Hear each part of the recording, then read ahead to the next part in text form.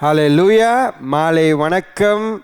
இன்றைக்கும் தாகம் மூலியமாக உங்களை சந்திக்கிறதுக்கு இந்த வாய்ப்பு ஆண்டவர் கொடுத்துருக்கிறாரு. எல்லாமே நல்லா சுகமாக இருக்கிறீங்கன்ட்டு நான் பூர்ணமாக விசுவாசிக்கிறேன். ஆண்டவர் கிருபை தயவு இறக்கம் நம்ம கூட எப்பயுமே இருக்குது. இன்றைக்கும் இந்த தாகம் மூலியமாக ஆண்டவர் நம்மள்கிட்ட பேசுகிறதுக்கு விரும்புகிறாரு.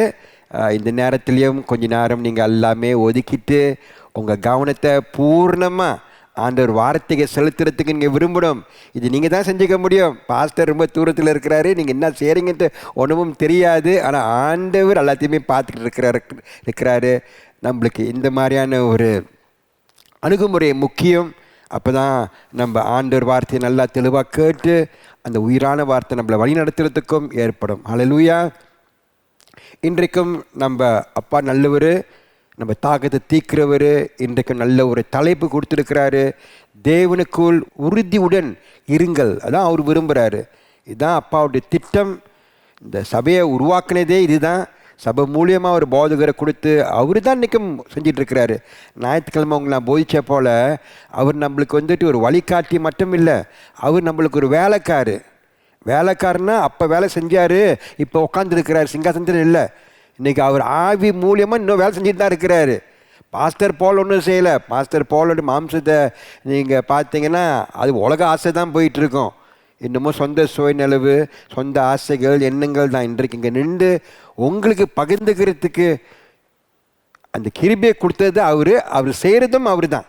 அவர் ஆவியில் தான் அவருடைய ஊழியத்தை நடத்த முடியும். உண்மையான ஊழியத்தை நடத்துறது ஆவியானவர் தான். அன்றைக்கி அவர் உள்ளுக்கு என்னோட்டு நாவு, என்னுடைய சிந்தையும், என்னுடைய வாழ்க்கையை பயன்படுத்தி அவர் ஒரு பாத்திரமாக உங்களுக்கு அவர் வேலை செய்கிறாரு, சேவை செய்கிறாரு, பணி இப்படி செய்கிறாரு. அப்படி இருக்கும்போது அந்த தெய்வம் இன்றைக்கும் வேலை செஞ்சுக்கிட்டு தான் இருக்கிறாரு. எதுக்கு செய்கிறாரு? சபை மூலியமாக ரட்சிக்கப்பட்டவர்கள் நல்ல உறுதியோடு இருக்கணும். அவருக்கு தெரியும், அவர் வாழ்ந்துட்டு போயிட்டாரு. அவர் வாழும் போதே இவ்வளோ சோதனைக்கு மேலே சோதனை. அப்படி இருக்கும்போது நம்மளுக்கு இருக்காதா? இருக்கும். கடைசி காலத்தில் வாழ்ந்துட்டு இருக்கிறோம். இந்த கோவிட் காலம் வேறு, இவ்வளோ மாற்றங்கள் ஏற்பட்டுருக்குது, நிலைமைகள் மோசமாகிட்டு இருக்குது. ரொம்ப பேர் பயந்து வாழ்ந்துட்டு இருக்கிறாங்க. சபைக்கு வர முடியல. இதெல்லாமே நடந்ததில்லை முந்தி, இப்போ நடந்துக்கிட்டு இருக்குது கண் முன்னுக்கு. சபைக்கு வர முடியல. அப்படி இருக்கும்போது இந்த மாதிரி நேரத்தில் நம்மளுடைய சுயசேஷத்தை இழந்துடக்கூடாது, ரட்சிப்பை இழந்துடக்கூடாது. நம்ம உயிரை இழந்தாலும் பரவாயில்ல, ரட்சிப்பை இழந்துடக்கூடாது. நம்ம போய் ஒரு நாளைக்கு நித்திய காலத்துக்கு நம்ம தேவன் கூடிய வாழ்கிறதுக்கு எல்லாமே செஞ்சிட்டாரு. அதை நம்ம ஏற்றுக்கிட்டோம். இன்றைக்கி நம்ம அதில் உள்ளுக்கு வாழ்ந்துட்டு இருக்கிறோம். உறுதியோடு இருக்கும் போது தான் அதை நம்ம நிறைவேற்ற முடியும், அதை நம்ம பூர்ணமாக அடைய முடியும். ஹல்லேலூயா. இன்றைக்கு நல்ல ஒரு செய்தியை கொடுத்துருக்கிறாரு. நீங்கள் இன்றைக்கி ஆசீர்வதிக்கப்பட போகிறீங்க. நீங்கள் பார்த்தீங்கன்னா இந்த உறுதின்றது ஒரு மாறாதது, ஒரு ஒரு ஒரு நிச்சயமானது, ஒரு அசையாதது. ஸ்டேட் ஃபாஸ்ட் அப்படின்னா வந்துட்டு உதாரணத்துக்கு ஏதாவது ஒரு பொருளை எடுத்து ஒரு ஆணியை அடித்து அந்த செவரில் அடிச்சிட்டோம்னா அந்த பொருள் அப்படி அங்கேயே இருக்கும். இவ்வளோ ஆழமாக அடிக்கிறோம் அந்த ஆணியை, அவ்வளோ தூரத்துக்கு அந்த பொருளை நவுத்த முடியாது. அதை சுற்றி நீங்கள் ஒரு பொருளை வச்சு சுற்றி ஆணி அடிச்சு விட்டிங்கன்னா ட்ரில் பண்ணி அதை அசைக்கவே முடியாது. அதே போல் ஸ்டேட் ஃபாஸ்ட் அப்படின்னா வந்துட்டு ஒரு இடத்துல அப்படியே அசையாமல் இருக்கணும், மாறாமல் இங்கிட்ட அங்கிட்ட ஆடாமல் அப்படியே நீதிக்கணும். அதான் உறுதியோடு வாழுங்க. உறுதி உள்ளுக்கு இருக்கிறோம் நம்ம. அல்லேலூயா. இந்த விசுவாசம் அப்படி தான் நம்மளை எதிர்பார்க்குது. நம்மளும் அது உள்ளுக்கு வாழும் போது இவ்வளோ நற்காரியங்கள் ஏற்படும். நம்ம பார்த்தோம்னா, நானும் வேத புஸ்தகத்தில் படிச்சுட்டு வரேன். இந்த வார்த்தையை அடுத்து கான்கார்டன்ஸ் இருக்குது பாருங்களேன். அந்த ஒரு வார்த்தையை போட்டோம்னா இந்த வேத புஸ்தகத்தில் அந்த வார்த்தை இருக்குன்னு எல்லாமே திறந்து காமிக்கிறோம். அப்படியே நான் பார்த்துக்கிட்டே வரும்போது ஆங்கிலத்தில் ஸ்டெட் ஃபாஸ்ட், தமிழில் உறுதியுடன். பழைய ஏற்பாடில் இந்த வார்த்தையை பயன்படுத்துகிறாங்க. ரொம்ப சங்கீத புஸ்தகத்தில் நம்ம தாவீதர் இப்பயுமே அவர் அழுது கேட்குறாரு, நான் உறுதியாக இருக்கிறேன்ட்டு வெளிப்படுத்துகிறாரு. அவர் வாழ்க்கையை உறுதியாக இருக்கணும்ன்ட்டு விரும்புகிறாரு.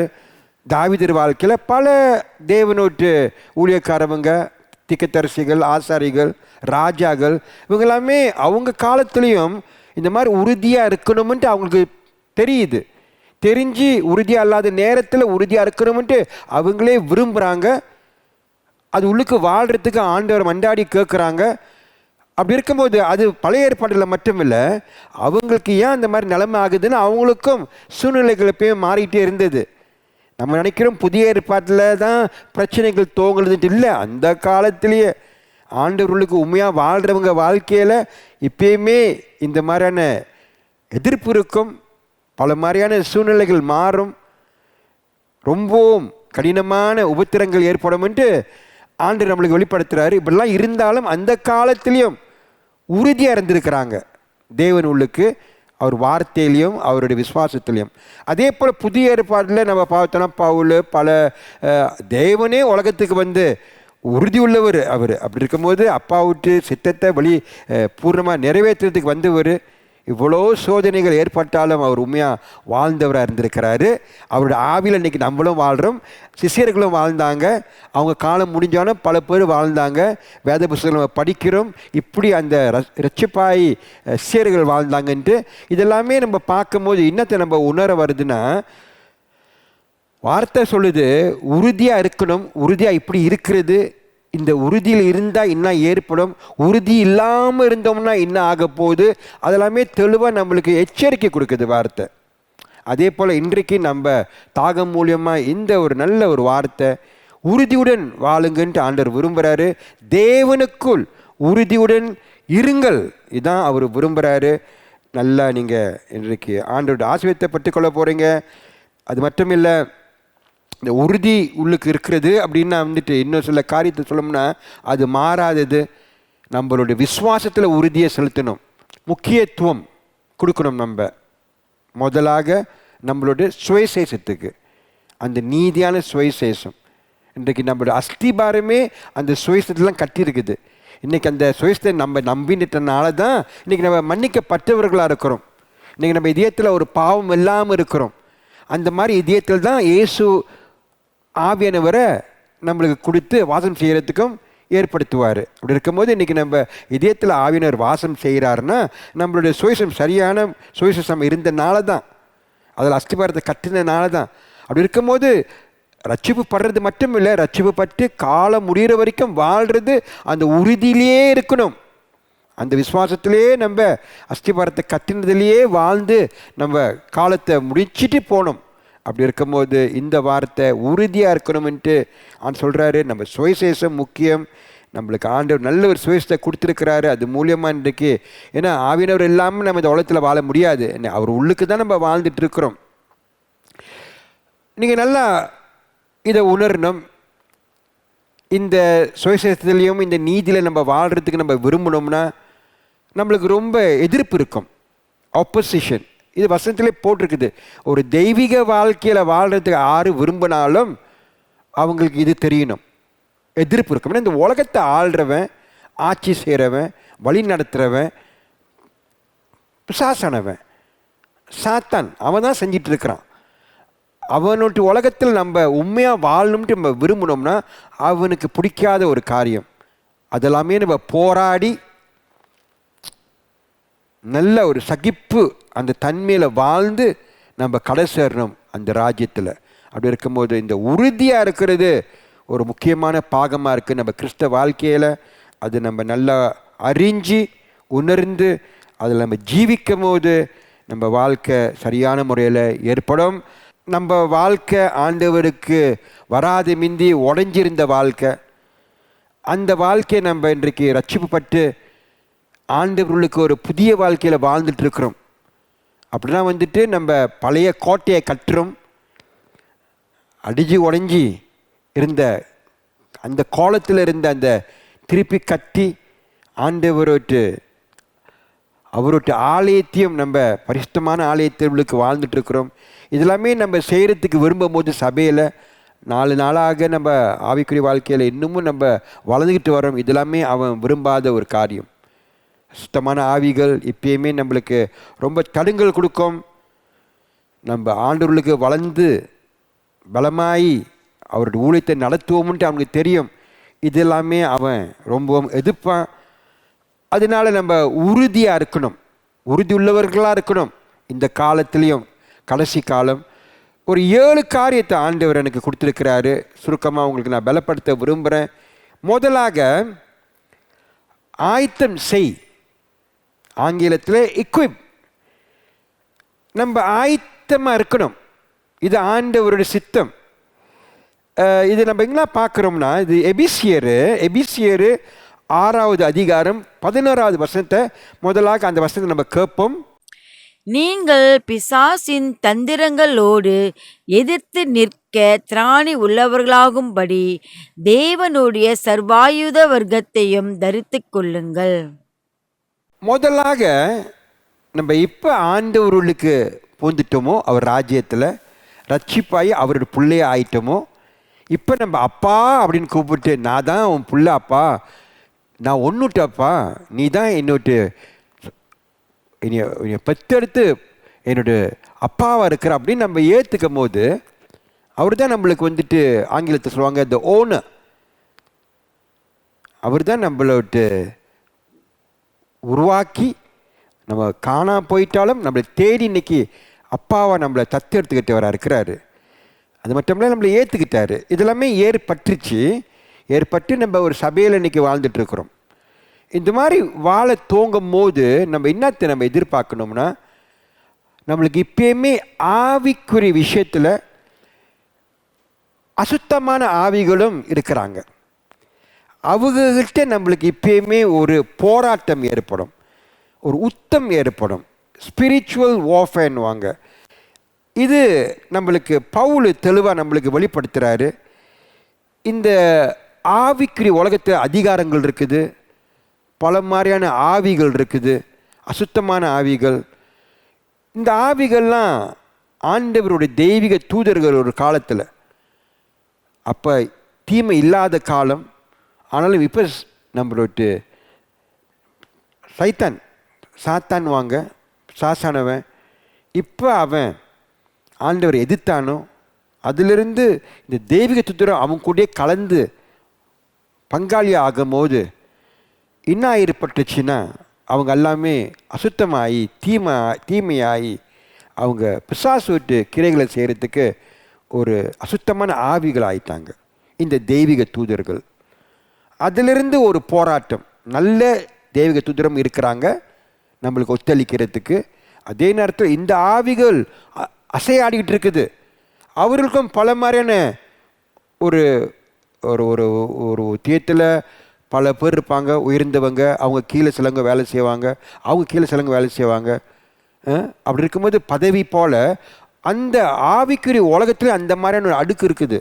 யார் மேலே இருக்கிறாங்க, கீழே இருக்காங்க. இந்த மாதிரி ஆவிகள்லாம் அசையாடிக்கிட்டு இருக்குது இந்த இருண்ட ராஜ்யத்தில். நம்ம இன்றைக்கு சபை மூலியமாக ஒரு ஆண்டவர் ஒரு நீதியான வெளிச்சமான ராஜ்யத்தில் வாழ்கிறோம். அதான் சபை. சரீரத்தில் நம்ம அங்கே பூச்சவங்க அங்கங்கே இருக்கிறோம். இயற்கையில் நம்மளுக்கும் மற்றவர்களுக்கும் வித்தியாசமே இல்லை. ஆனால் ஆவியில் வித்தியாசம் இருக்குது. அவங்க ஆவி இருண்ட ராஜ்யத்தில் இருக்குது, நம்ம ஆவி வெளிச்சமான ராஜ்யத்தில் இருக்குது. அப்படி இருக்கும்போது உள்ளுக்கு ஒரு போராட்டம் இருக்குது, அவங்களுக்கும் நம்மளுக்கும். அவங்க நம்ம எதிரி இல்லை, அந்த ராஜ்யத்தில் இருக்கிறாங்களே, அந்த ராஜ்யத்தில் வழி செய்கிறான கிரைகள் செய்கிறான அவன் நம்மளை எதிர்ப்பான். அவங்களே அறியாமல் அவங்க நாவு, அவங்க சிந்தை, அவங்க சரீரத்தை பயன்படுத்தி நம்மளை எதிர்ப்பாங்க. ஆனால் அவங்க உள்ளுக்கு இருந்து வேலை செய்கிறது அவன். இதை நம்ம புரிஞ்சுக்கணும். ஆயத்தம் செய்யுங்க. அப்படி இருக்கும்போது நம்ம உறுதியாக இருக்கிறதுக்கு இதெல்லாமே நம்ம புரிஞ்சிக்காமல் இருந்தோம்னா ரொம்ப கஷ்டம். ஏன்னா நம்மளை இப்பயுமே அவன் ஏமாற்றி நம்மளை விசுவாசத்திலேருந்து அழைச்சிருவான், நம்மளை ஒதுக்கிடுவான், ஆட்டத்தை உண்டாக்குவான்.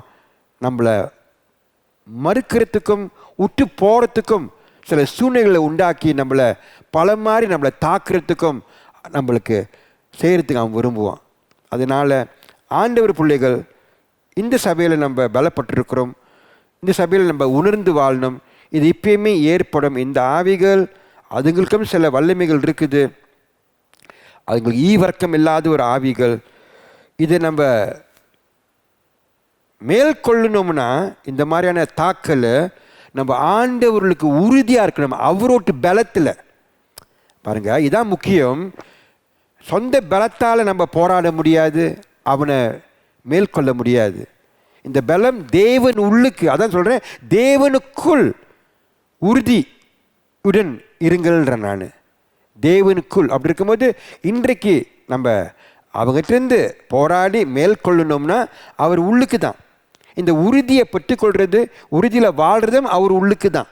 அவர் உள்ளுக்கு நம்ம உறுதி இல்லாமல் இருந்தோம்னா இவ்வளோ ஒரு அறிஞ்சவன் பெரிஞ்சவன் சபைக்கு போகிறவன் இன்னும் உள்ள ஆளை கூட சாட்சி போடுவான். அவன் இன்றைக்கி நம்மளை சாய்க்க முடியாதது நம்ம சக்தி இல்லை, தேவனுக்குள் இருக்கிறனால அவர் நம்மளுக்கு இந்த போராட்டத்தை போடுவார், அவர் இந்த உத்தத்தை போடுவார், அவர் பாதுகாப்பு கொடுப்பார், அவர் ஞானத்தை கொடுப்பார், அறிதல் கொடுப்பார். இதெல்லாமே கொடுத்து சபை மூலியமாக பலப்படுத்தி நம்மளை எப்பயுமே அவருக்குள்ளுக்கே வாழ்கிறதுக்கும் வழி நடத்துவார். இது முக்கியமாக இருக்குது. அதான் ஆயத்தமாக இருங்க, ஆண்டவர் உள்ளுக்கு இப்படி வாழணும்னு அது நான் சொல்கிறது முக்கியமாக இருக்குது. அது உங்களுக்கு பலப்படும். அப்படி இருக்கும்போது நீங்கள் எப்பயுமே நல்லா ஆயத்தம் செய்யணும், எக்யூப் பண்ணிக்கணும், கற்றுக்கணும். இப்போ சபைக்கு வர முடியாதனால வேதத்தை படிக்கணும். ஆண்டவர்களுக்கு நீங்கள் எப்பயுமே ஜெப வாழ்க்கையை பலப்படுத்திக்கணும். நீங்கள் செய்திகளை திருப்பி கேட்கணும். இதெல்லாமே செய்யும் போது நீங்கள் ஆயத்தப்படுத்திக்கலாம். அப்போ தான் நீங்கள் பலமாக இருக்க முடியும். அது மட்டும் இல்லை, வசனத்தில் போட்டிருக்குது பூர்ண அந்த வாசிரத்தை நீங்கள் போட்டுக்கணும், ஃபுல் ஆர்மர். அந்த வாஸ்திரம் வந்து முக்கியம். உதாரணத்துக்கு ஒரு இராணுவர் வந்துட்டு ஒரு இராணுவத்துக்கு போகும்போது அவர் ஏதாவது ஒன்று போடான்னா கூட அது அவருக்கு ஒரு சேதமாயிரும். ஏன்னா அவர் சரீரத்தை பாதுகாப்பு பண்ணிக்கணும். தலையில் அந்த தொப்பியை போட்டுக்கணும், அந்த கவசம் போட்டுக்கணும், அவரோட்டு சப்பாத்து, அவரோட்டு அந்த பெல்ட்டு, இதெல்லாமே வார்பட்டை, இதெல்லாமே முக்கியமாக இருக்குது. 7 இருக்குதுன்னு சொல்லுவாங்க. அது அந்த ஆவிக்குறி முக்கியமானது. சத்தியம், அந்த பெல்ட்டு சொல்கிறது, அந்த கவசம் நம்மளோட இதயத்தை பாதுகாப்பு பண்ணிக்கிறது. இதெல்லாமே நம்மளுக்கு இருக்கும் போது தான் நம்ம வந்துட்டு பாதுகாப்பு பண்ணிக்க முடியும். ஏதாவது ஒன்று இல்லாட்டினாலும் அந்த இடத்துல ஒரு ஈட்டியோ ஏதாவது ஒரு நம்மளை குத்தி நம்ம மரணம் ஏற்படுறதுக்கு ஆகிறதுக்கும் இருக்கும். அப்படி இருக்கும்போது அதே போல் தான் ஆவிக்குரிய வாழ்க்கையில் நான் இது கற்றுக்கிட்டேன், இது எனக்கு தெரியும், இது தெரியும், ஆமாம்மா இது தெரியும், இது தெரியும், மற்றது தெரியுமா, எல்லா விஷயத்துலேயும் ஆயத்தம் செய்யுங்கன்றது. அப்படி இருக்கும்போது நம்ம எல்லா விஷயத்துலேயும் கற்றுக்கிட்டு உணர்ந்து நம்ம பலமாக வாழும்போது நம்ம ஒரு விடுதலையில் வாழ முடியும். நம்மளோட விடுதலை மூலியமாக மற்றவர்களுக்கு விடுதலை கொடுக்கறதுக்கும் ஏற்படும். மற்றவர்களுக்கு நம்ம சொல்லிக் கொடுக்க தெரியும். நம்ம பிள்ளைங்களுக்கு, நம்ம வீட்டுக்காரவங்களுக்கு இதெல்லாமே ஏற்படும். அப்படி இருக்கும்போது இது முக்கியமாக இருக்குது. நம்ம உறுதியாக இருக்கிறதுக்கு இது ஒரு முக்கியமான ஒரு பாகம். நீங்கள் மறந்துடக்கூடாது. நம்ம பவுல் வந்துட்டு சபையை பற்றி பேசுகிறாரு. சபையில் மட்டும் நம்ம எல்லாமே பலமாக இருந்தோம்னா, எல்லாமே பலமாக இருந்தால் தான் ஒரு சபை பலமாக இருக்கும். நீங்கள் தனிமையில் நம்ம ஒருத்தவங்க இண்டிவிஜுவல்னுவாங்க. நீங்கள் பலம் இல்லாமல் இருந்தீங்கன்னா, ஒரு சபையில் ஒரு 30 பேர் இருந்தாங்கன்னா, 20 பேர் பலம் இல்லாமல் இருந்தாங்கன்னா சபையே ஒரு பலவீனத்தில் இருக்கும். அப்படி இருக்கும்போது சபையை தாக்குவான். அப்புறங்க பவுல் வந்துட்டு இந்த எபேசியர் சபைக்கு சொல்லும் போது அவர் ஒரு சபைகிட்ட பேசுகிறாரு. ஆனால் சபை மட்டும் இல்லை, சபை மட்டும் தேவனுக்கு உறுதியோடு இருக்கணும்ட்டு இல்லை, பலமாக இருக்கணும்ட்டு இல்லை. ஏன்னா சுத்தமான ஆவிகள் சபையை தாக்குவான். ஆனாலும் இண்டிவிஜுவல் ஒருத்தவங்க நம்ம வந்துட்டு தனிமையில் இருக்கிறோம், நம்மளும் பலமாக இருக்கும் போது நம்ம எல்லாமே பலமாக இருந்தோம்னா சபை நல்லா பலமாக இருக்கும். என்னாக போது சபை ஆண்டவர் பயன்படுத்தி இன்னமும் இவ்வளோ ஆத்மாக்களை ஆயத்தப்படுத்துவார். இது முக்கியமாக இருக்குது. அப்படி தான் தேவனுக்குள் உறுதியுடன் இருங்கள்ன்ட்டு அப்பா விரும்புகிறாரு. ஹல்லேலூயா. அந்த மாதிரி உறுதி இல்லாமல் இருந்து பாருங்கள், நீங்கள் தாக்கு பிடிக்க முடியாது. நிலைமைகள் ரொம்ப மாற்றங்கள் ஏற்படும். உங்களுக்கு இந்த ஆவிக்குரிய வாழ்க்கையில் வளர்ச்சி ஏற்படாது. மனவேதனைகள், பல பிரச்சனைகள் எல்லாமே இப்பயுமே தொடர்ந்து இருக்கும். இது நம்மளுக்கு ஒரு சாட்சியாகவும் வாழவும் முடியாது. ஹல்லேலூயா. முக்கியம். 2வது காரியம் பணிவிடை. இது நம்ம 1 கொரிந்தியர் 15:58 வசனத்தில் பார்ப்போம். நம்ம முதலாக வசனத்தை கேட்போம். ஆகையால் எனக்கு பிரியமான சகோதரரே, கர்த்தருக்குள் நீங்கள் படுகிற பிரயாசம் விருதவாயிராதென்று அறிந்து நீங்கள் உறுதிப்பட்டவர்களாயும் அசையாதவர்களாயும் கர்த்தருடைய கிரியிலே எப்பொழுதும் பெறுகிறவர்களாயும் இருப்பீர்களாக. இதில் போட்டிருக்கு ஆகையால், therefore அப்படின்னா அதுக்கு முந்தைய நம்ம பேசியிருக்கிறாரு.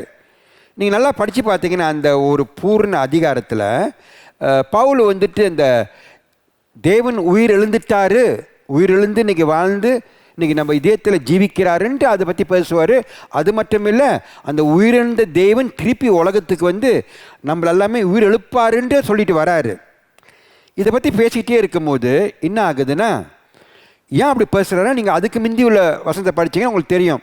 ரொம்ப பேர் காத்து பொறுமையை இழந்துட்டு என்ன சொல்கிறாங்க, வருவாருன்ட்டு இன்னும் வராமையே இருக்கிறாரு அப்படின்ட்டு ரொம்பவும் அவங்களுக்கு இந்த மாதிரியான ஒரு சந்தேகம், கேள்விக்குறி, உலகத்து உள்ள மற்ற போதனைகளை கேட்டு அவங்க ஆண்டவர் வார்த்தையிலிருந்து அப்படியே உறுதி இல்லாமல் நவுறாங்க. இந்த வசனத்தில் சொல்கிறாரு, இப்படிலாம் ஏற்படுது, இப்படி ஆகிறாதீங்க, உறுதியாக இருங்க, ஸ்டாண்ட் ஃபர்ம், உறுதியாக இருங்க, வர நேரம் ஆயிட்டது, வருவார், உயிராக இருக்கிறவங்களையும் ஒரு புதிய சரீரத்தை கொடுத்து, ஆயுள் சரீரத்தை கொடுத்து நம்மளை உயிரெழுப்பார், மரணம் ஆயிட்டாலும் நம்மளை கல்லறிந்து உயிரெழுப்பாருன்ட்டு அவர் அந்த சொல்கிறதுக்கு அது கூடிய சில நற்காரியங்களும் சொல்கிறாரு. என்ன சொல்கிறாருன்னா, நம்ம இந்த காலத்தில் நம்ம இவ்வளோ ஊழியம் செய்கிறோம், நன்மைகள் செய்கிறோம், மற்றவர்களுக்கு நம்ம நற்காரியங்கள் செய்கிறோம். சில நேரத்தில் நம்மளுக்கு மனசு வேதனையாக இருக்கும், இவெல்லாம் செஞ்சு கூட ஒரு ஒரு நன்மை இல்லையில, ஒரு பலன் இல்லாமல் இருக்குது அப்படின்ட்டு நம்ம அதுக்கு இடம் கொடுத்தோம்னா நம்ம சோர்ந்து போயிடுவோம், செய்கிறதுக்கு நம்ம விரும்ப மாட்டோம், விட்டு போயிடுவோம். ஆனாலும் பவுல் சொல்கிறாரு, இல்லை, நீங்கள் இந்த மாதிரி நல்லா நீங்கள் உழைக்கணும் தேவனுக்கு. இது உங்களுக்கு இந்த உழைக்கிறதுல உங்களுக்கு ஒரு ஒரு ஒரு தோல்வியோ ஒரு நஷ்டம் ஏற்படாதுன்றாரு. கண்டிப்பாக இதுக்கெல்லாமே பலன் இருக்குதுன்றாரு. அந்த நேரம் வரும்போது அப்படி பார்க்கும்போது நீங்கள் பார்த்தீங்கன்னா, நம்மளுக்கு ரொம்ப நேரத்தில் உலகத்தில் வாழ்கிறனால நம்ம ஏதாவது செஞ்சோம்னா அப்பயே நம்ம பார்க்கணும், அந்த பலனை நம்ம அணிவிக்கணும், அப்படி தான் நம்ம விரும்புவோம். அது உலகத்தோட்டு போக்கு வழிமுறைகள். ஆவிக்குரிய உலகத்தில் அப்படி இல்லை. நேரத்தில் நம்ம சிறுகள் வாழ்க்கையில் பார்த்தோம்னா இவ்வளோ உழைச்சாங்க, ஆண்டவருக்கு சேவைகள் செஞ்சாங்க, பணிவிடைகள் செஞ்சாங்க. ஆனால் அவங்க இந்த உலகத்தை அவங்க அணிவிக்கலை அந்த பலன்களில். அதுக்குன்ட்டு அவங்க இல்லைன்னு சொல்ல முடியுமா? இல்லை. கண்டிப்பாக ஆண்டவர் உண்மையானவர், வாக்கு கொடுத்தவர், மாறாதவர். கண்டிப்பாக அதுக்குள்ள பலன்கள் அவங்களுக்கு கிடைக்கும் அந்த நேரம் வரும்போது. ஏன்னா நம்ம பாருங்கள், ஆவியில் உயிராயிட்டோம்னா நம்ம வாழ்க்கை இந்த உலகத்தில் மட்டும் இல்லை, இந்த உலகத்தில் இந்த சரீரத்தில் கொஞ்ச நாள் வாழ்ந்துட்டு இருக்கிறோம். நம்ம வாழ்க்கை நித்திய வாழ்க்கை, நித்திய ஜீவன் கொடுத்துருக்கிறாரு. ஒரு காலத்தில் புதிய ஒரு ஆவிக்குரிய சரீரத்தில் வாழ்கிறதுக்கு அந்த வாய்ப்புகளும் ஏற்படும். அப்படி இருக்கும்போது இந்த வாழ்க்கை இப்பயுமே இருக்கிறது. நம்ம இந்த உலகத்தில் தான் நம்ம இதெல்லாம் செஞ்சுட்டோன்னா ஒன்றுமே கிடைக்காம இருக்கு அப்படின்னு இருக்கிறது இல்லை. இதோட நம்ம வாழ்க்கை முடியலையே, இன்னும் வாழ்க்கை இருக்குது. அந்த நேரத்தில் சிலவங்களுக்கு இந்த உலகத்திலே ஆண்டவர் கொடுப்பாரு, அது அவரோட்டு சுதந்திரம். ஏன்னா அவர் படைச்சவர், அவர் தான் ஆள்றவர். ஆனால் நம்ம எதிர்பார்க்க முடியாது, அப்படி தான் எல்லாத்துக்குமே ஏற்படும்ன்ட்டு. அதனால பவுல் இந்த வசனம் மூலியமாக சொல்கிறாரு, பணிவிடைகளில் ஈடுபடுங்க, நல்லா செய்யுங்க, நல்லா உறுதியாக இருங்க, உறுதியோடு தேவனுக்கு இருந்து எல்லாம் காரியத்திலும் அந்த மாதிரிலாம் செய்யாமல் இருந்தோம்னா என்ன ஆக போகுது? நம்ம பணிவிடையில் ஈடுபடாமல் போனோம்னா நம்மளோட விசுவாசம் நல்லா ஒரு சூடாக பிரகாசமாக இருக்காது, ஏமாற்றிடுவான். நம்மளோட உறுதி ஆண்டோட அஸ்திபாரத்தை கட்டினதில் அசைக்க பார்க்குறான். ஒரு அஸ்திபாரத்தை கட்டிட்டோம்னா சாதாரணத்தில் அசைக்க முடியாது, ஆனால் அசைக்கிறதுக்கும் முடியும். இயேசுவுக்கு அவர் பாறை, ஆனால் ஒரு பெரிய மரத்தை கூட சாய்ச்சிடலாம். நல்லா சைட்லலாம் நோண்டிட்டே இருந்தோம்னா, சுற்றி நோண்டி நல்லா ஆழமாக நோண்டி அப்புறம் கொஞ்சம் உள்ளுக்கு இறக்கி, களப்பாடுன்றாங்களே, இறக்கி கொஞ்சம் ஆட்டினோம்னா ஆளை துவங்கிடும். இன்றைக்கி அது கூட சாய்ச்சிடலாம். அப்படி இருக்கும்போது நம்ம ரொம்ப கவனம் இருக்கணும். இந்த மாதிரி செய்யும் போது அவன் இடம் கொடுக்கக்கூடாது, உறுதியாக இருக்கணும், தேவனுக்கு பணிவிடையில் ஈடுபடணும். அப்போ தான் நம்ம ஆண்டவருக்கு உண்மையாக இருக்கும் போது அவருக்கு சேவைகள் செய்யலாம். ஆண்டவர் நம்மளுக்கு இன்னும் நம்ம அவர் நேரத்தையோ நம்ம தாளந்தையோ இன்னத்தை நம்ம அவருக்குன்ட்டு நம்ம வாழ்ந்தோம்னோ அதுக்கு எல்லாத்துக்குமே பலன்கள் இருக்குது. நம்ம பூர்ணமாக விசுவாசிக்கிறோம், நம்ம தேவன் எல்லாமே செஞ்சிட்டாரு. உயிரிழந்து இன்றைக்கி சிங்காசனத்தில் உட்காந்துருக்கிறாரு, திருப்பி வருவார். அந்த மாதிரி நம்பிக்கை இதே தெரிஞ்சுன்னா நம்ம வந்துட்டு இப்பயுமே நம்மளுக்கு கொஞ்சம் கூட நம்ம பின்படக்கூடாது, நம்ம பின்படுறவங்களாக இருக்கக்கூடாது. இப்பயுமே நம்ம ஆண்டவருக்கு அவர் ஊழியத்தில் நல்லா பலமாக இறங்கி நம்மளுக்கு நாளை இன்னாத்தை செய்ய முடியுமோ ஆண்டவர்கிட்ட நம்ம மண்டாடி கேட்டு அவருடைய கிருபையில் நம்ம இறங்குறதுக்கு நம்ம விரும்பணும். இதுக்கெல்லாமே ஒரு நாளைக்கு இவ்வளோ பலன்கள் ஆண்டவர் நம்மளுக்கு கொடுப்பாரு. ஹல்லேலூயா. மூணாவது விசுவாசம், ஆங்கிலத்தில் ஃபெய்த். இது வந்துட்டு நம்ம 1 தெசலோனிக்கா 3ஆவது அதிகாரம் 5-8 நம்ம பார்ப்போம். ஆகையால் நான் இனி பொறுத்திருக்க கூடாமல் எங்கள் வேலை வீணாய் போகத்தக்கதாக சோதனைக்காரன் உங்களை சோதனைக்குட்படுத்தினதுண்டோவென்று உங்கள் விசுவாசத்தை அறியும்படிக்கு அவனை அனுப்பினேன். இப்பொழுதும் தீமோத்தேயு உங்களிடத்திலிருந்து எங்களிடத்தில் வந்து உங்கள் விசுவாசத்தையும் அன்பையும் குறித்தும் நீங்கள் எப்பொழுதும் எங்களை பட்சமாய் நினைத்து கொண்டு நாங்கள் உங்களை காண வாஞ்சியா இருக்கிறது போல நீங்களும் எங்களை காண வாஞ்சியா இருக்கிறீர்களே என்பதை குறித்தும் எங்களுக்கு நற்செய்தி சொன்னதினாலே, சகோதரரே, எங்களுக்கு நேரிட்ட எல்லா இக்கட்டிலும் உபத்திரவத்திலும் உங்கள் விசுவாசத்தினாலே உங்களை குறித்து ஆறுதல் அடைந்தும் நீங்கள் கர்த்தருக்குள் நிலைத்திருந்தால் நாங்கள் பிழைத்திருப்போம். நல்ல ஒரு வசனம், இது அருமையான வசனம். இதில் என்ன நம்ம புரிஞ்சுக்கிறோம்னா, முக்கியமாக அந்த காலத்தில் பவுல் கேள்விப்படுறாரு, தெசலோனிக்கா சபையை பலப்பட்டு கட்டினதும் அவர் தான். அந்த தேசத்தில் போய் போதிச்சு சிலவர்கள் ரசிக்கப்பட்டு சபைகளை உருவாக்கி பலப்பட்டு பலம் கொடுத்து அவர் செஞ்சதெல்லாமே பவுலோட முயற்சிகள், அவரோட ஊழியம்தான். ஆனாலும் அவர் இன்னொரு தேசத்தில் ஊழியத்தை செஞ்சுட்டு இருக்கும்போது கேள்விப்படுறாரு, இந்த மாதிரி சிலவர்கள் விசுவாசந்துட்டு நவுந்து போய் உறுதி இல்லாமல் அவங்க மற்ற மாதிரியான போதனைகள் இடம் கொடுத்து அவருக்கு மனசு ரொம்ப வேதனையில், இப்படி ஆயிட்டதை என்ன இப்படி செஞ்சிட்டாங்களே, இந்த மாதிரி ரட்சிப்பை விட்டு போயிட்டாங்களே, விட்டு போகிறாங்களே அப்படின்ட்டு இதெல்லாமே அவர் கேள்விப்படும் போது அவர் இவர் அனுப்பி கேட்குறாரு, திமோத்தியை கேட்குறாரு. ஆனால் திமோத்தி திருப்பி வந்து சொல்கிறாரு, அப்படி ஒன்றும் இல்லையா, அப்படி அவங்களாம் நல்லா உண்மையாக வாழ்ந்துட்டு இருக்கிறாங்களே, நல்லா வாழ்கிறாங்களே அவங்க ஆண்டவர் உள்ளுக்கு அப்படின்னு அதை கேட்கும் போது நம்ம பவுலுக்கு ஒரு சந்தோஷம் ஏற்படுது.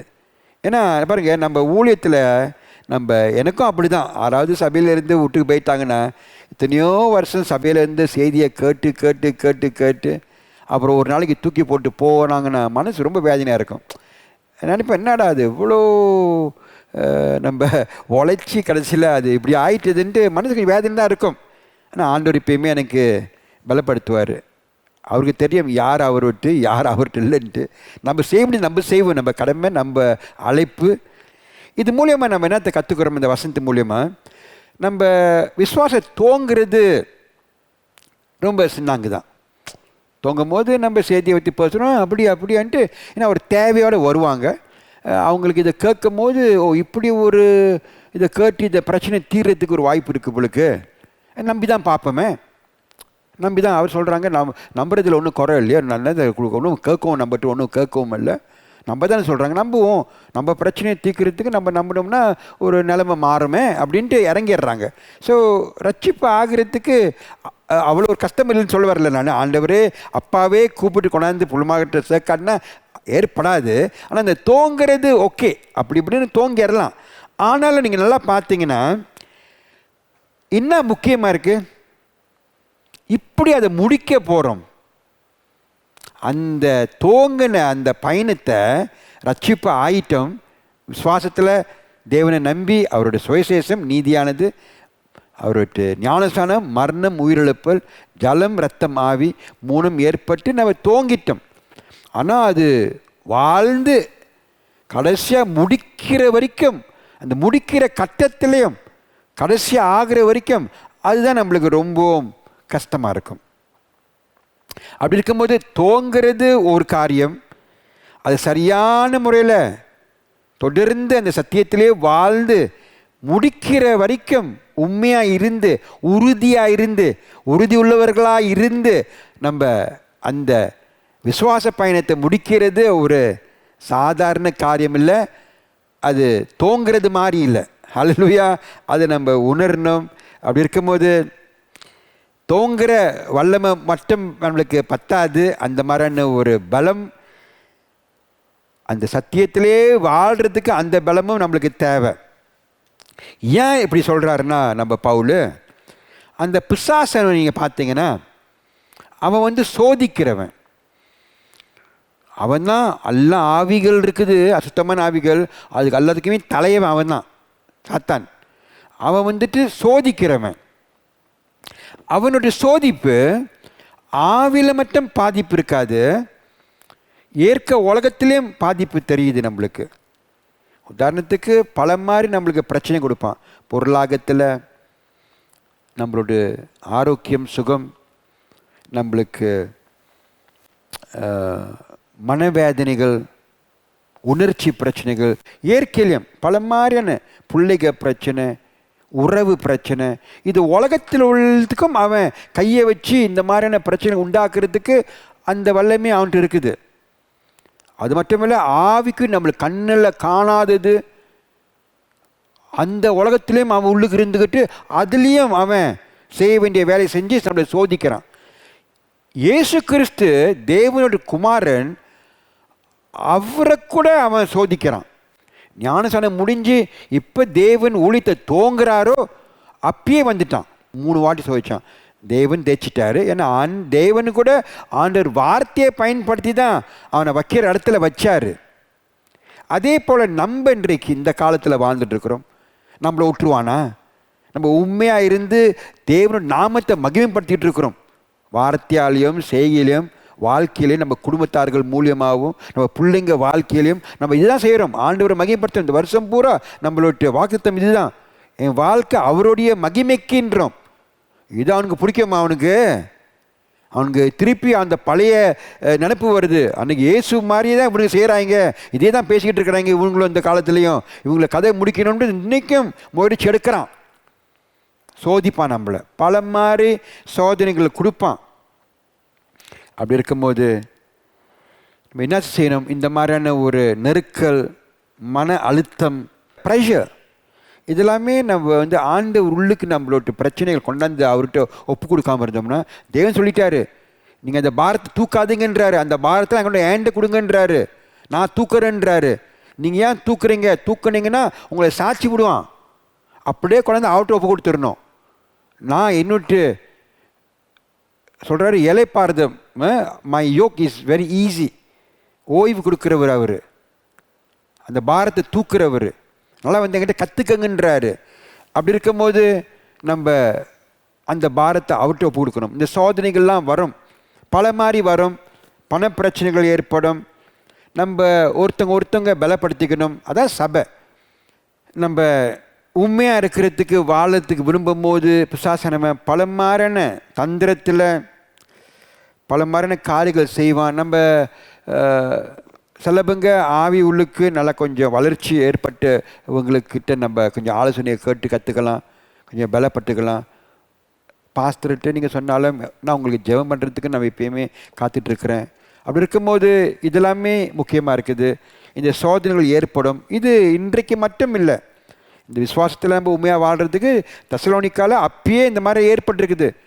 இதெல்லாமே ஏற்படும் போது சில பேர்கள் விட்டு போகிறதுக்கும் நிலைமைகள் ஆகியிருக்குது. ஆனாலும் அந்த சபையில் அப்படி பவுல் நினச்ச மாதிரி நினைக்கல, உண்மையாக இருந்திருக்கிறாங்க. ஆனால் இந்த காலத்தில் நம்ம ரொம்ப கவனமாக இருக்கணும். ஹல்லேலூயா.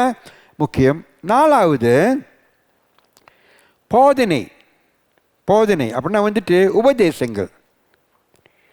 அப்போஸ்தலர்கள் 2வது அதிகாரம் 42வது வசனத்தை நம்ம பார்ப்போம். அவர்கள் அப்போஸ்தலருடைய உபதேசத்திலும் அந்நியோன்யத்திலும் அப்பம் பிட்குதலிலும் ஜெபம் பண்ணுதலிலும் உறுதியாய் தரித்திருந்தார்கள். ஹல்லேலூயா. இது ஆதி சபை. 3000 பேர் ரட்சிக்கப்பட்டவர்கள் ஒரு கூட்டமாக இருக்கிறாங்க. அதான் ஒரு சபை. ஒன்றா இருந்து அவங்க சில காரியத்தை செய்கிறாங்க.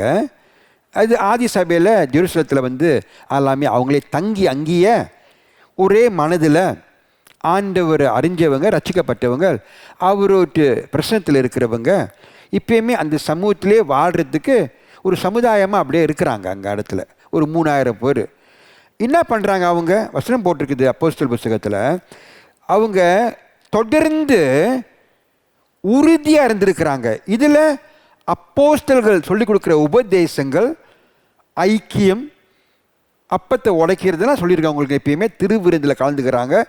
ஜெபம் வாழ்க்கையிலையும் ஒத்துமையில் ஒரு மனதில் இப்பயுமே தொடர்ந்து விடாமல் அந்த உறுதியில் இருந்துட்டு இருக்கிறாங்க. ஸ்டெட்ஃபாஸ்ட். அது சும்மா ஒரு சாதாரண காரியம் இல்லை. சிலவங்க தோக்கத்தில் அந்த மாதிரியான ஒரு சூடு இருக்கும், அந்த ஆர்வத்தில் இறங்குவாங்க, சபைக்கு வந்துக்கிட்டே இருப்பாங்க, கேட்டுக்கிட்டே இருப்பாங்க. அப்புறம் அப்படியே சோர்ந்து போய் அந்த உறுதி இல்லாமல் ஆயிரும். அப்புறம் பார்ப்போம் பிரதர், நேரத்துக்கு வந்து வரேன். நம்ம பார்க்குறோம், அந்த மாதிரி காலத்துலேயும் இருந்திருக்கோம் தானே. ஆனால் இவங்க என்ன பண்ணுறாங்க? அப்போஸ்தலர் போட்டிருக்குது, தொடர்ந்து விடாமல் வந்து வார்த்தைகளை கேட்குறாங்க, போதனையை கேட்குறாங்க. போதனை மட்டுமில்லை, உபதேசங்கள். உறுதியாக இருக்கிறதுக்கு போதனை முக்கியமாக இருக்குது. ஹல்லேலூயா. இது நம்ம நல்லா பார்க்குறோம். சரியான போதனை சுற்றி கேட்குறது எல்லாமே உண்மை சத்தியம் நம்ம சும்மா யதார்த்தமாக ஏற்றுக்க முடியாது. நம்ம இன்றைக்கி உணர்ந்துட்டோம். ஒரு சபையெல்லாம் உட்காந்துருந்தோம், இனிமெல்லாம் கேட்டோம், இனிமெல்லாம் சொன்னாங்க. நம்ம தெரியாமல் சாமி மாடு மாதிரி தலையாட்டிக்கிட்டு அப்படியே உட்காந்துருந்தோம். நரகத்தில் போய் சேர்ந்துருப்போம். இன்றைக்கி நம்மளுக்கு தெரிஞ்சிருச்சு, ஓ சத்தியம்னா இன்னாது, கள்ள போதனை இன்னாது அப்படின்னு நம்ம தெரிஞ்சு புரிஞ்சு இன்றைக்கி வாழ்ந்துட்டுருக்குறோம். ஆண்டவர் ஆவியானவர் இருக்கிறனால நம்மளுக்கு பகுத்தறிதல் இருக்குது, நம்மளுக்கு நல்லா தெளிவாக தெரியுது.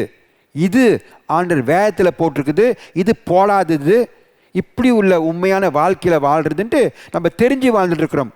அப்படி இருக்கும்போது இப்படி அவங்க ஆதி சபையில் நல்ல ஒரு பலமான ஆரோக்கியமான ஒரு ரட்சிப்புள்ளவர்களாக வாழ்ந்தாங்கன்னா அவங்க தொடர்ந்து உறுதியில் இருந்திருக்கிறாங்க. உறுதியாக ஸ்டெட்ஃபாஸ்ட், டிவோட்டட், பக்தி உள்ளவர்களாக இருந்திருக்கிறாங்க தொடர்ந்து. அதே போல் தான் இன்றைக்கு நம்ம வாழ்க்கையிலையும் நம்மளும் இன்றைக்கு சபைக்கு வந்துக்கிட்டு இருந்தீங்க, நல்லா செய்தி கேட்டுக்கிட்டு இருந்தீங்க, நல்லா பலப்பட்டுருக்கிறீங்க, நீங்கள் நல்லா ஜெபம் பண்ணுறீங்க, நல்லா உங்களுக்கு சாட்சிகள் சொல்கிறீங்க, ஆண்டவர் உண்மையாக வாழ்ந்துட்டுருக்கிறாரு, உண்மையாக வாழ்ந்துட்டுருக்கிறீங்க. எல்லா வகையில் நான் பார்க்குறேன்.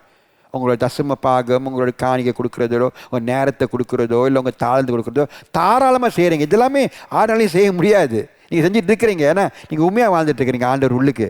அப்படி இருக்கும்போது என்ன ஆகுது? ஏன்னா நீங்கள் தொடர்ந்து கேட்டுக்கிட்டே இருக்கிறனால. எனக்கு என்ன ஒரு கவலை, இப்போ சபைக்கு வர முடியாமல் இருக்குது, வீட்டில் இருக்கிறீங்க, நிகழ்நிலையம் மூலியமாகவும் பதிவு செஞ்சு அனுப்பிட்டு இருக்கிறோம். இதுவும் நீங்கள் கேட்டுட்டு இருக்கணும். வார்த்தையை நீங்கள் இழந்துடக்கூடாது, அந்த உபதேசத்திலே இருக்கணும். நீங்கள் நினைக்காதீங்க எனக்கு எல்லாம் தெரிஞ்சிருச்சு, ஜலம் ரத்தமாகி நான் ரட்சிப்பாயிட்டேன், இதுக்கு மேலே நான் இப்படியாவது வாழ்ந்துக்குவேன், இதுக்கு மேலே கேட்கணுன்ற அவசியம் இல்லையே, இன்னும் திருப்பி திருப்பி கருவிட்டே இருக்கணும். பாஸ்டர் போல் இதே தானே சொல்லிட்டு இருக்கிறாரு, 10 வாடி தலைக்கு போல் இதான் சொல்லிட்டு இருக்கிறாரு, அதான் கேட்டுட்டோமே, இதுக்கு மேலே கருவிட்டே இருக்கணும் அப்படிலாம் தோணும். இல்லை, உறுதியாக இருக்கணும், கேட்டுக்கிட்டே இருக்கணும். அவங்க பார்த்தீங்களா இப்பயுமே வந்து அந்த உபதேசத்தில் கேட்டுக்கிட்டே இருக்கிறாங்க. ஒன்றும் அங்கே போல, அங்கேயே தங்கிட்டாங்க, அங்கேயே தங்கி அங்கேயே இதே தான் வேலை அவங்களுக்கு. இந்த 4 காரியம் தான் அவங்களுக்கு முக்கியமாக இருந்துருக்கு அந்த நேரத்தில். ரட்சிப்பு, நல்லா பலப்பட்டாங்க, ஆண்டவர் இடம் கொடுத்தாரு. ஏன்னா அப்புறம் வந்து பூந்துருவான் பாருங்க பிசாசு, உடச்சி களைச்சி விட்டுருவான். அந்த காலத்தில் எதிர்ப்பு நம்ம நீரோ இருக்கிறான அந்த கிறிஸ்தவ மதத்தையே அழிக்கிறதுக்கு எல்லாத்தையுமே கொல்ல தொங்கிட்டான். அதில் தான் நம்ம பவுல், அப்போ வந்து சவுல், அவரும் ஒரு ஆள். அதில் எல்லாம் ஓடிட்டாங்க, ஊரை விட்டு, அந்த ஊரே விட்டு பல இடத்துல ஓடும் போது. ஆனால் நான் பலப்பட்டிருந்தனால அவங்க பல இடத்துல போனாலும் சும்மா இருந்தாங்களா? வாய் சும்மா இருந்துச்சா? அந்த கற்றுக்கிட்டதை 4 பேர் கற்று போதிச்சாங்க. அதனால தான் கிறிஸ்தவ மதம் அப்படியே நல்லா பெருகணிச்சு. எங்கே அவங்க அனுப்புனாங்களோ அங்கங்கே அவங்க விசுவாசத்தை இழக்கலை, இன்னும் பலப்பட்டு மற்றவர்கள் எடுத்து சொல்லி சபையை கட்ட தோங்கினாங்க, எழுப்புனாங்க. ஹல்லேலூயா. அதான் முக்கியம். அப்படி இருக்கும்போது நம்மளும் இந்த மாதிரி சூழ்நிலையில் நல்லா பலப்பட்டு போதனைகளை கேட்டு அறிஞ்சு அது உள்ளுக்கு நம்ம வாழும் போது நம்மளுடைய முக்கியமாக நம்ம சுவிசேஷம் 3 சாட்சிகள், ஞானஸ்நானம், மரணம், உயிரிழப்பு. இது நம்ம அசைக்க முடியாத ஒரு முக்கியமான ஒரு உபதேசம். இதில் தான் விஷயமே இருக்குது. இந்த 3 சாட்சி இல்லாமல் இன்றைக்கி நம்ம ரட்சிக்கப்பட்டிருக்க முடியாது. தேவன் ஆண்டவர், உலகத்தை படைச்சவர் தெய்வன். அவர் ஜலத்தாலையும் இரத்தத்தாலையும் வந்தவர். ஞானஸ்நானம் அங்கே தான் பாவத்தை சுமந்தார். மரணம் அங்கே தான் ரத்தத்தை சிந்தி நம்மளுக்காண்டி உயிரை அர்ப்பணித்தார். இந்த நம்பிக்கை இல்லாமல் நம்ம அவர் கூட உயிரிழந்து வாழ முடியாது. அந்த இதயத்தில் ஆவியானவரும் கொடுக்க மாட்டார். இதை நம்புறவங்க இதயத்தில் தான் இன்றைக்கி ஆசாரிக்கிட்டு இருக்கிறாரு. அப்போ தான் நம்ம ஒரு சாட்சா வாழ முடியும். அவர் சொன்னதை நம்ம விசுவாசிக்காமல் சொந்தத்தில் நம்ம மாதிரி இஷ்டத்தை போல் நம்பிக்கை இருந்துட்டு நம்ம ரட்சிப்பு ஆகிட முடியுமா? முடியாது. அப்படி இருக்கும்போது இதிலேருந்து நம்ம இப்பயுமே இந்த போதனைகளை இழக்காமல் நல்லா பலப்பட்டுக்கிட்டு இருந்தோம்னா, அந்த காலத்திலே பாருங்கள், ஒருத்தவங்க ஒரு சாட்சா தேவனுள்ளுக்கு அவங்க ஊழியத்தை செய்யணும்னா அவங்க யோவான் ஸ்தானக்கு ஞானஸ்தானத்துலேருந்து தோங்கினவன் போட்டிருக்குது. இது அப்போஸ்தலர் 1:22. இப்போ அவர் மேலே போனாரோ, திருப்பி எடுக்கப்பட்டாரோ, அது வரைக்கும் அவங்க கூட இருந்தவங்களாக இருக்கணும்ன்றது. இன்றைக்கி நம்மளுக்கும் அதான் ஒரு 7, நம்ம இப்போயே சொல்லுவோமே 7 தூணுகள். அவரோட பிறப்பு, ஞானஸ்நானம், அவருடைய மரணம், அடக்கம், உயிரிழப்பல், எடுக்கப்பட்டது 6, திருப்பி வருவார். இந்த 7 தான் நம்ம ஆவி வாழ்க்கை, நம்மளுடைய ஆவி வீட்டே கட்டணும். இந்த 7 இல்லாமல் ஒன்றுமே பண்ண முடியாது. ஏதாவது பூந்து நம்மளை கடுத்து போடும். இந்த 7 உள்ளுக்கு தான் நம்ம, அது 7 தான் பெர்ஃபெக்ட், பூர்ணம். இந்த 7 உள்ளுக்கு நம்ம இன்றைக்கி இருக்கிறோம். இந்த 6 ஏற்பட்டுருச்சு. 7வது என்னது ஆக வேண்டியது இன்னும் இருக்குது, காத்துட்ருக்கோம் நம்ம. அவர் வரது செகண்ட் கம்மிங். அவர் வந்துட்டாருன்னா முடிஞ்சிட்டது. அதுக்கு மேலே நம்ம கவலைப்பட வேண்டாம். அதுக்கு மேலே அவர் நம்மளை கொண்டுட்டு போயிட்டு நம்மளுக்கு ஒரு ஆவிசரத்தை கொடுத்துருவார். அதுக்கு மேலே பிசாசு நம்மளை கையை வைக்க முடியாது. நம்மளுக்கு அதுக்கு மேலே மரணம் இல்லை, அதுக்கு மேலே ஒன்றுமும் இல்லை. ஆனால் தற்சமயத்துக்கு அவர் வர வரைக்கும் நம்ம காத்துக்கிட்டு இருக்குன்ற 6 சரியாயிட்டது. 7 இன்னும் 1 வர வேண்டியது தான். அந்த நேரத்தில் நம்ம வாழ்ந்துட்டுருக்குறோம். அதான் சொல்கிறேன் உங்களுக்கு, நான் இவ்வளோ தூரம் வந்துட்டோம். இந்த மாதிரி இந்த பிரச்சனை, இந்த காலம், சபைக்கு வர முடியாத காலம் இப்படிலாம் இருக்குது. விட்டு போயிடாதீங்க. பலமாக போதனை நல்லா கேளுங்க. உபதேசத்தை கட்டிக்க, அதில் நல்லா கட்டிக்கங்க. வீட்டு பிள்ளைங்களை சொல்லி கொடுங்க. ஆழமாக நல்லா நீங்கள் அதில் கற்றுக்கும் போது நீங்கள் பாருங்கள், உங்களை அசைக்க முடியாது. ஹல்லேலூயா. ரொம்ப நல்லது. 5வது வந்துட்டோம். அணுகுமுறை, ஆங்கிலத்தில் ஆட்டிடியூட். இது நல்ல ஒரு வசனத்தை நான் பார்த்தேன். இது யோசுவா 23:6-8. ஆகையால் மோசேயின் நியாயப்பிரமாண புஸ்தகத்தில் எழுதி இருக்கிறதை விட்டு வலது புறமாகிலும் இடது புறமாகிலும் விலகி போகாமல் அது எல்லாம் கைக்கொள்ளும் செய்யவும் நிர்ணயம் பண்ணிக்கொள்ளுங்கள். உங்களுக்குள்ளே மீதியாயிருக்கிற இந்த ஜாதிகளோடு கலவாமலும் அவர்களுடைய தேவர்களின் பேரை நினையாமலும் அவைகளை கொண்டு ஆணையிடாமலும் அவைகளை சேவியாமலும் பணிந்து கொள்ளாமலும் இருக்கும்படி எச்சரிக்கையாயிருங்கள். இந்நாள் மட்டும் நீங்கள் செய்தது போல உங்கள் தேவனாகிய கர்த்தரை பற்றி கொண்டிருங்கள். இதில் என்ன போட்டிருக்குதுன்னா, நம்ம சாதாரண ஒரு வாழ்க்கையில் நம்ம ஆண்டவர் உள்ளுக்கு வாழும்போது ஒரு உண்மையாக இருந்தவங்களாக இருந்து நம்ம வாழ்ந்துடலாம். ஆனால் ஒரு உறுதி உள்ளுக்கு இருக்கிறவங்க யாருன்னா, இன்ன மாதிரி சூழ்நிலைகள் மாறினாலும் நம்ம அவர் உள்ளுக்கு வாழ்கிறவங்க. அதான் உறுதி உள்ளவங்கள் தான் அது செய்ய முடியும். உண்மையாக வாழ்ந்துடலாம், எல்லாமே சரியாக இருக்குது, அப்படி இருக்கும்போது நம்ம வாழ்ந்துடலாம். ஏதாவது பிரச்சனைகள் வந்துக்கிட்டு ஒரு சூழ்நிலை மாறிக்கிட்டு இருக்கும்போது அதுலேயும் நம்ம மேற்கொண்டு வாழ்கிறது தான் அந்த உறுதியாக இருக்கிறவங்கனால தான் அது ஏற்படும்ன்ட்டு இந்த வசனத்தில் நான் புரிஞ்சுக்கிட்டேன். இது இப்படி இருக்கிறதுக்கு நம்ம இந்த அணுகுமுறைகள்லாம் முக்கியமாக இருக்குது. நம்ம ஒரு ஃபிக்ஸ் டைரக்ஷன், நம்ம இங்கிட்டு அங்கிட்டு அப்படி இப்படிலாம் இல்லை, ஒரு பாதை. அவர் சொல்லிட்டு நான் தான் வழின்றாரு, அதே வழி தான். நம்ம மேலே கீழே அங்கே லெஃப்ட்டு ரைட்டு அப்படிலாம் இல்லை, டைரக்ட் ஒரு அந்த இது நம்மளுக்கு இருக்கணும். நாளக அந்த வழியிலேயே நம்ம நல்லா பலப்படுறதுக்கு, அந்த வழியிலேயே பலப்படுறதுக்கு நம்ம கொஞ்சம் முயற்சி எடுக்கணும். ஆண்டவர் நம்மளுக்கு அதை பார்த்து பலப்படுத்துவார். நம்ம விசுவாசத்தை நம்ம இங்கிட்ட அங்கிட்டும் ஆட முடியாது. ஒரு உறுதி உள்ளது வாழ்ந்துடும். ஏன்னா ஆண்டவர் சொல்லிட்டார், இந்த உலகத்தில் உபத்திரங்கள் இருக்கும் உங்களுக்கு, ஆனாலும் நான் உங்களுக்கு மேற்கொண்டுட்டேன், என் உள்ளுக்கு நீங்கள் மேற்கொள்ள முடியும்னு சொல்லிட்டாரு. அது மேற்கொள்கிறதுக்கு நம்மளோட அழைப்பு. பயந்துக்கிட்டு கவலைப்பட்டு இருந்தோம்னா அது உங்களோட பிரச்சனை.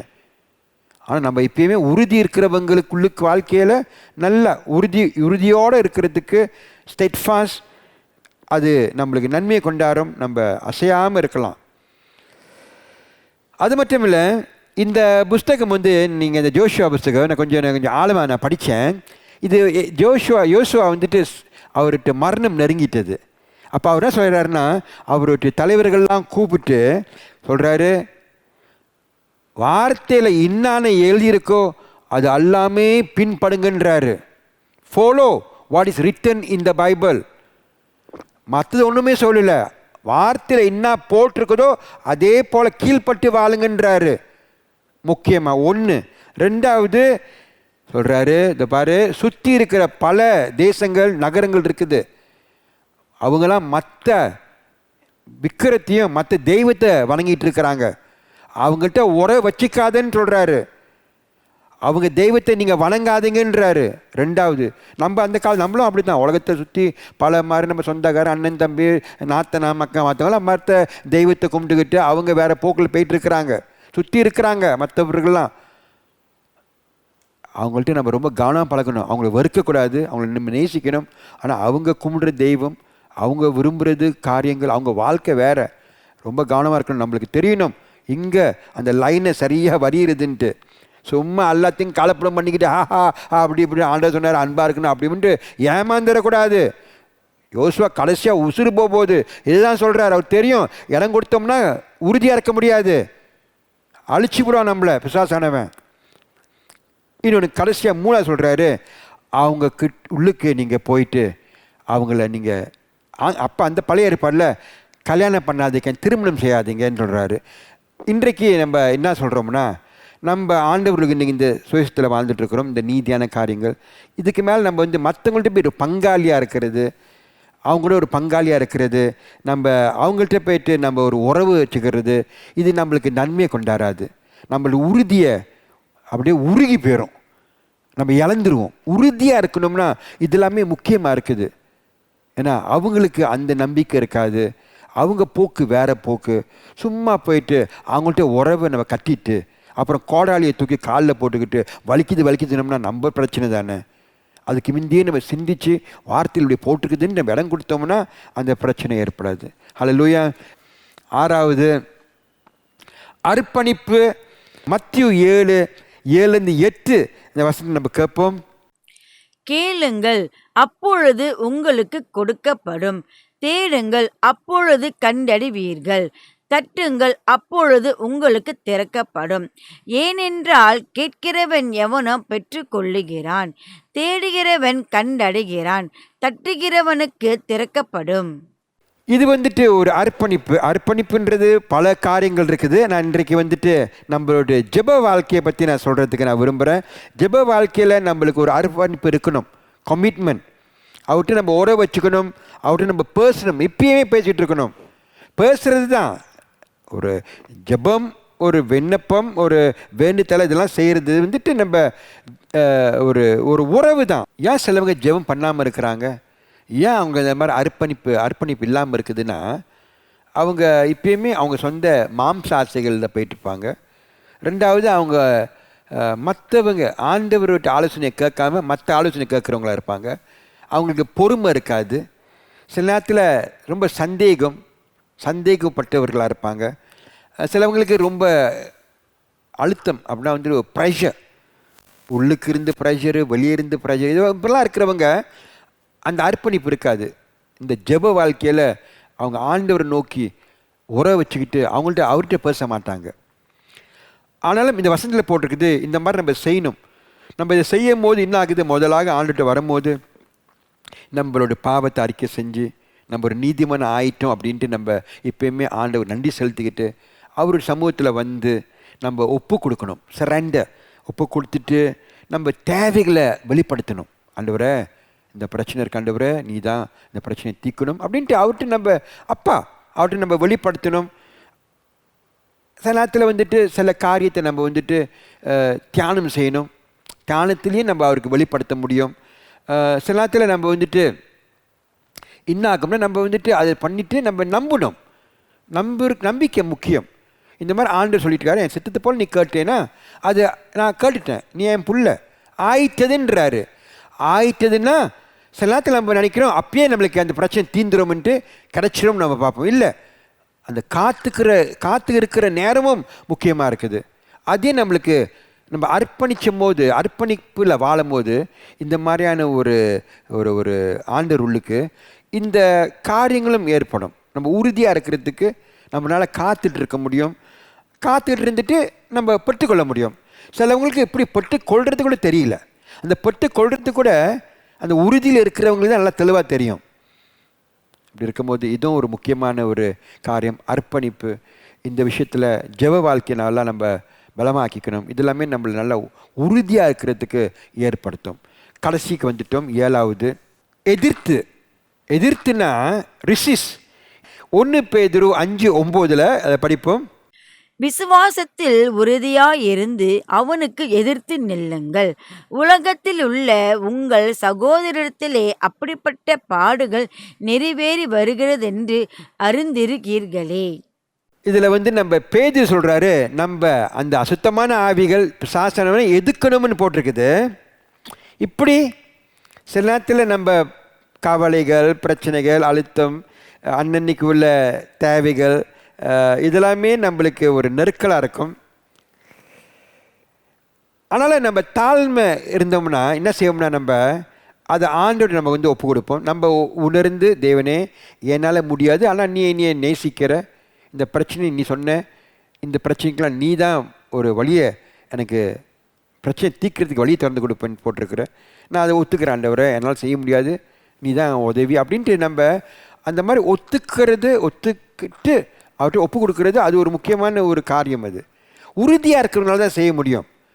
அந்த தேவனுக்கு உறுதி இல்லாதவர்கள்ட்ட செய்ய முடியாது. அவங்க வந்துட்டு இன்னமும் அவங்களுக்கு அந்த ஒரு நம்பிக்கை அவ்வளோ தூரத்துக்கு ஆழமாக ஏற்படாதனால அவங்க இந்த மாதிரிலாம் ஆகும்போது அவங்களுக்கு பிசாசு பூந்து, பத்தியா நீ ஆண்டவரில் இருக்கிற, உனக்கு இப்படிலாம் ஆகிட்டு இருக்குது, இந்த ஆண்டவர் நீ நேசிக்கல உங்களுக்கு, நீ ஆண்டவர் ஃபுல்லாக பூர்ணமாக நம்பாதனால உங்களுக்கு ஆண்டவர் ஒன்று வந்துட்டு தண்டிக்கிறாரு உங்களுக்கு அப்படின்ட்டு அவன் கொலப்படியாக பல மாதிரியான சிந்தனைகளை ஏற்படுத்தி அவங்கள அந்த மாதிரி நிலைமையிலும் இன்னமும் ஆழமாக அவன் அந்த பிரச்சனையை கொடுத்து அவங்கள ரொம்ப துன்பப்படுத்துவான். உறுதியாக இருக்கிறவங்களுக்கு அது இல்லை, அவங்களுக்கு தெரியும் தாழ்மையில் அப்பா ஆண்டவரை இந்த பிரச்சனை இந்த மாதிரி இருக்குன்ட்டு அவங்க அதான் பாருங்க பதில் சொல்கிறாரு, ரிசீசிம். அவன் கெட்டவன், அவன் கவனமாக இருக்கணும். பாருங்க அந்த சிங்கம் என்ன பண்ணோம்னா அது சீக்காக இருக்கிறது, தனியாக இருக்கிறது, அந்த மாதிரி உள்ள மிருகத்தை தான் போய் பிடிக்கிறதுக்காக பார்க்கும்.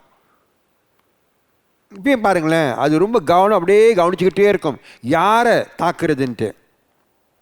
இந்த மாதிரி தனியாக கவனம் இல்லாமல் சும்மா யதார்த்தமாக வாழ்ந்துட்டு இருக்கிற அந்த மாதிரி மிருகங்கள் இருக்குல்ல காட்டில், அதுதான் போயிட்டு அவன் பிடிச்சி கொள்ளுவான். அந்த சிங்கமாக அதான் செய்யும் அந்த காலத்துலையும். அதே போல் தான் பிசாசுன்னு பாருங்கள், நம்ம உறுதி இல்லாமல் நம்ம இந்த மாதிரி காலத்தில் இருந்தோம்னா அந்த மாதிரி பலவீனத்தில் இருக்கிறவங்க அவங்க வாழ்க்கையில் தான் இன்னமும் ரொம்ப பூந்துக்கிட்டாலும் இன்னும் எனக்கு பிரச்சனைக்கு மேலே பிரச்சனை ஆகிட்டே தான் இருக்குது. ஆண்டவர் திருப்பி ஒரு விடுதலை கொடுக்க இல்லை, அவர் கொடுக்குறவர். பிரச்சனை மேலே பிரச்சனை ஆகிட்டே இருக்குதுன்னா நீங்கள் பிரச்சனைக்கு இருக்கும் போது இன்னமும் பிசாசுக்கு இடம் கொடுக்குறீங்க. அவன் தான் பிரச்சனைக்கு மேலே பிரச்சனை கொடுத்துட்ருக்கிறான். அவர் இல்லை, ஆண்டவர் இல்லை, அவர் பிரச்சனையை தீர்க்கிறவர்.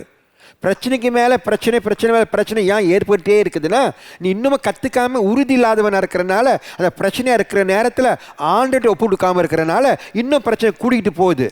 யார் இதை செய்கிறா? அவன். நம்ம உறுதி இருக்கிறவங்க நம்ம இப்பயுமே எதுக்கணும், ரிசீசிவ். அவனுக்கு இடம் கொடுக்கணும், அந்த மாதிரி எண்ணத்தை கொடுக்கறதுக்கு சாசனை எதுக்கணும். உறுதியாக நம்ம விசுவாசத்தில் இருக்கணும்.